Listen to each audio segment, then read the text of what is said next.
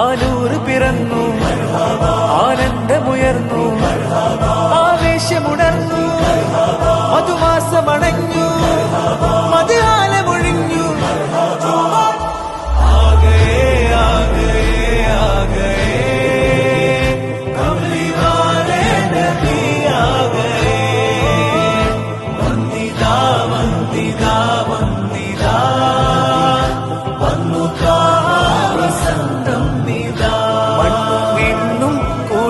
തീർത്ത നാൾ വന്നിതാ, വർണ്ണമാൽ തോരണം നാട് നിറയുന്നതാ.